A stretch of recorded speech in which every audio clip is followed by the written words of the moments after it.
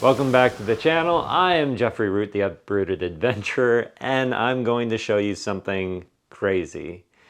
Last year in December, I decided to create a Hogwarts Castle and train set for my Christmas tree.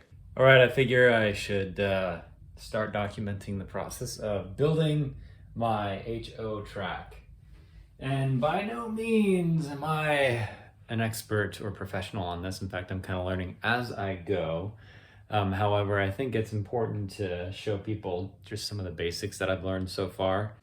And so I went out and I found the HO scale Hogwarts Express, and I found a 3D puzzle of the Hogwarts Castle, and it's not the entire castle, it's certain portions of it, but I'm sure there's a bit missing.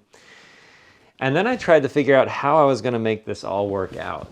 Now, it's not the easiest task when there isn't necessarily a pre-build for everything, especially this part of it and this part. And of course, I'm still working on this, so there's different sections that I'm still putting on the, finishing details and things like that. But this mountain I had to build out of scratch. This whole mountain here is built out of foam. Same kind of styrofoam that you'd find for insulation at like Home Depot. Really it's just large sheets, 4x8 sheets. And you sit there and you chop it up in different sections and ways that you want it to look.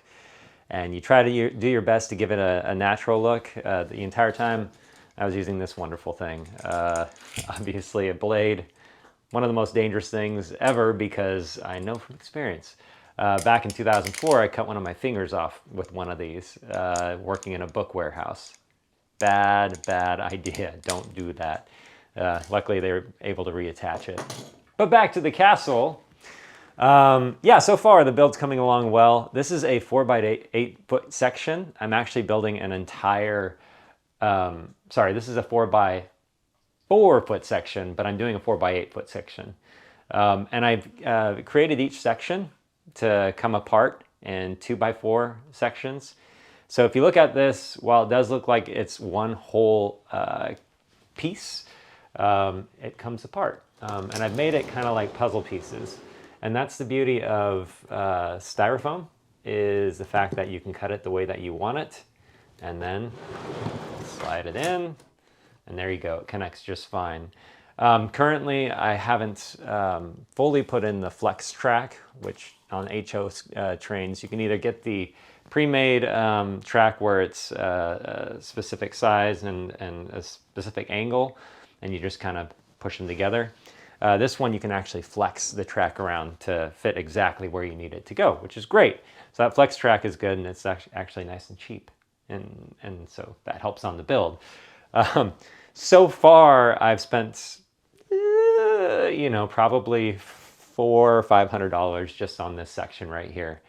And that mostly had to do with, I had to build like a table, which I have a table that kind of extends out and comes off in pieces. And then of course I had to buy the wood and split that up into 4 separate sections. And then of course the foam isn't cheap for a sheet of, 4x8, roughly I think an inch and a half thick or so. It's probably about $40, which is actually kind of nice. I could have built the kind of, whatever you want to call it, the mountain or the cliffs or whatever. I could have built those out of plaster. However, plaster is much heavier, and yes, I know you can sculpt it a little better, but styrofoam is insanely light. I mean, this thing, I could literally lift it with one hand and walk away with it. The entire thing, this whole castle and everything, is super light.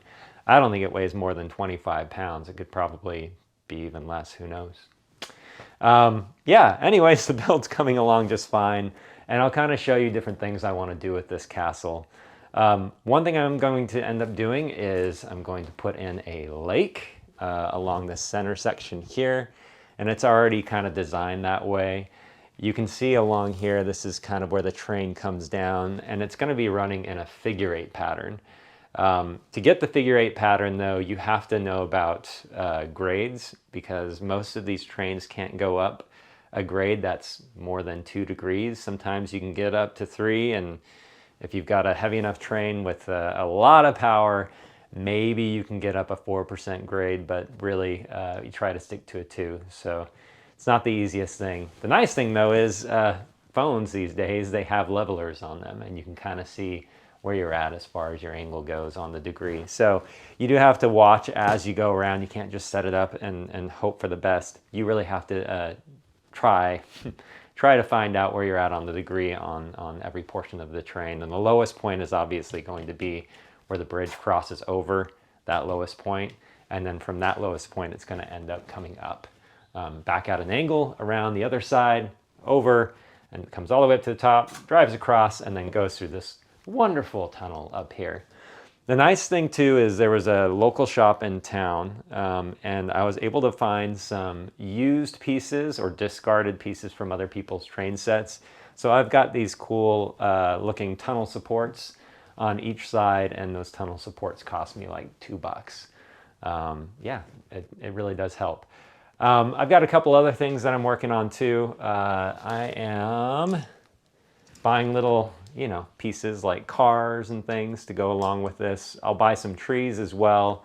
I bought some moss from Michael's for some like bushes and stuff, but I am going to get some Woodland Scenics, kind of more official train hobby type bushes and trees. I think those will look much better.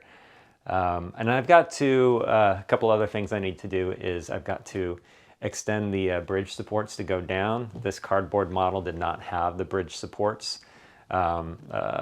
fully, so I've got to find a way to make that actually match and then go all the way down into that crevice. And then I've got kind of like a cave that goes in between, right underneath the castle, so the bridges can go over that little cave area. The cool thing too is that the train goes all the way through, underneath and around the back side. I have a lot of work to do, but I'm going to get this done by next Christmas if I can. I thought it was going to take me literally like a month, and there's no way. I'm a perfectionist. Well, I wouldn't say I'm a perfectionist, but I do want it to look good. Yeah. So enjoy the build and follow me as I continue to work on this crazy thing. A few of the materials that I'm also using is this stuff. It's like a spray foam. And the spray foam, I'm actually mostly using this to glue the other foam pieces down.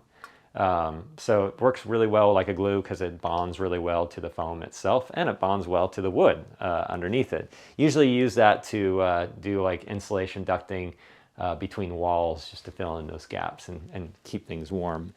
You have a whole bunch of track. The paint that I've been using is cheap acrylic paint from Michael's, and I'm just mixing it, using a lot of browns, a lot of grays, greens, black and white, Mod Podge as well. So first I go over everything, all the foam, with a coat of Mod Podge.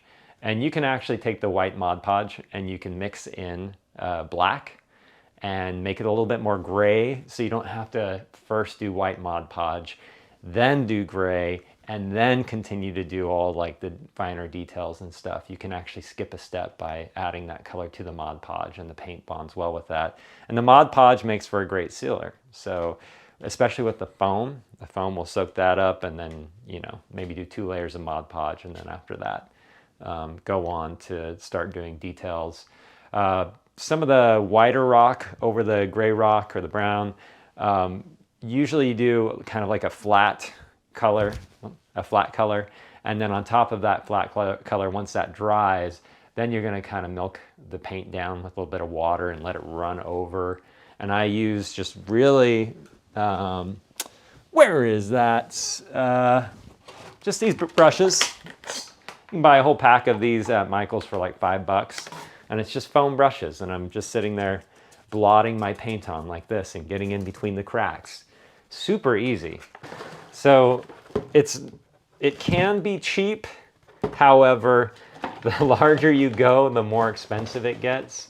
The most expensive thing that I bought for this train set was the train itself, that little Harry Potter train, or the Hogwarts Express, whatever you want to call it. That train set was like $200. All the other individual pieces are different. The castle was probably like, I don't know, I think $60 or something like that, because it is made out of cardboard. It is detailed though, which is kind of nice. Yeah, anyways, follow me along. This is going to take me a while. See you next time.